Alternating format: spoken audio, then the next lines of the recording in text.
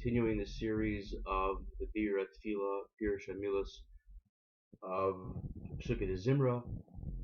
Today's shir is once again in the schus for a complete speedy refuah shalema for Leah Liba Bas Lenor.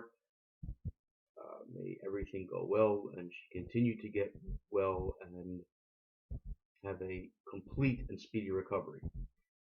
Today we are looking at one of the last halalukas that we say in davening in the morning. Shiru Hashem Shir Chodesh. When Mashiach comes, we will sing a new song, a new shir of praise to Hashem.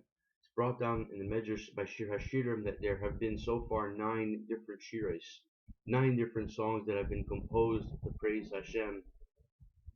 And when Mashiach comes, there will be the 10th, a shir chadash, a new song, because the old songs of praise will no longer be enough to describe the greatness of Hashem. So we say, Hallelujah, shir Hashem shir chadash tehilosei b'kahal chasidim. At that time, Hashem's praise will be sung by a community of dedicated people. Then David HaMelech goes on to write and say, Elam Yismach Yisrael ba'esav. The nation B'nai Yisrael will rejoice in Hashem, its maker. It will be happy that Hashem is the one who created it. Now the Alter Rebbe says in Tanya about Yismach Yisrael ba'esav, we know that the Eibishter's desire in creation of this world was Lias Leidira B'Chateinim. Hashem wants to dwell specifically in this world, not in the other spiritual worlds. This is hinted at to in this pasuk, which says that the Bnei Yisrael rejoices ba'osav. This word is related to the name of the world Asiya. The Bnei Yisrael will be happy when they realize that Hashem is in the lowest world, so that they can connect to Him. That's why it says Yismach Yisrael ba'osav. When us, as the Bnei Yisrael, are able to see the godliness and see Hashem in this world, is when we will rejoice. B'nei Tzion yagilu b'malkam. Hashem will return the Shechina to Yerushalayim, and the children of Yerushalayim, the Bnei Yisrael, will rejoice in Hashem. They will be happy that He is their King. Yahalu Shemai b'machal. The Sefer Chino Yizamrli, they will praise His name by dancing, and they will sing to Him with the drum and harp. Now, the drum and the harp, for anyone who is a musician or plays instruments, the drum and the harp are 2 very different sounds. A harp is a sweet sound. That represents Hashem's chesed, the kindness, while the drum is more abrupt and louder, representing gvura. When Mashiach comes, both of these midas will become like one. A drum and a harp being played together. The sweetness and that abruptness will come together to make this one beautiful sound.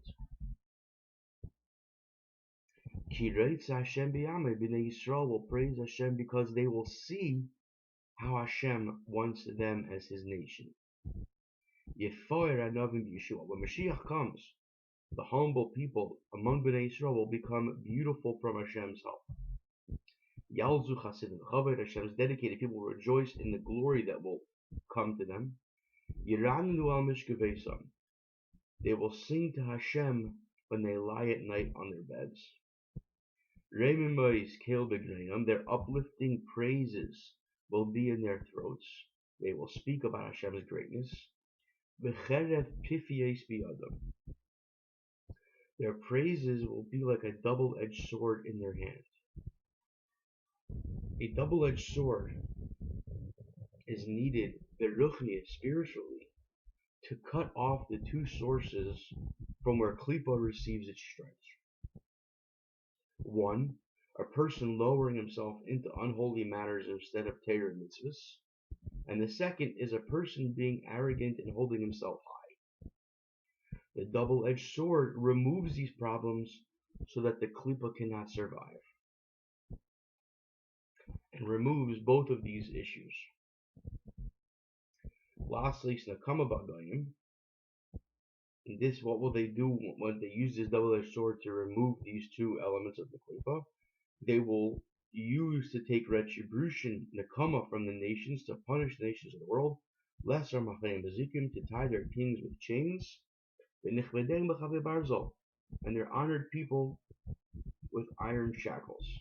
Lasis bohem mishpat kaso, by taking retribution from them, they will fulfill the judgment which was written by Yechezkel Hanavi, that Hashem will take retribution from the nations of Edom when Mashiach comes. Hadarhu l'chol chasida, of doing this will make all of Hashem's dedicated people glorious. Hallelujah. So times will be very different, but we will understand the spirituality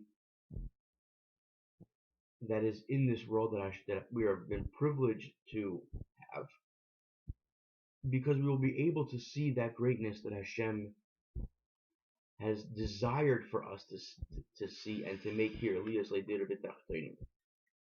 So again, we don't necessarily realize what we're saying when we daven, when we say Psukkah in the morning, or when we speed through it or rush through it, or just a simple translation, and then there's the deeper meaning.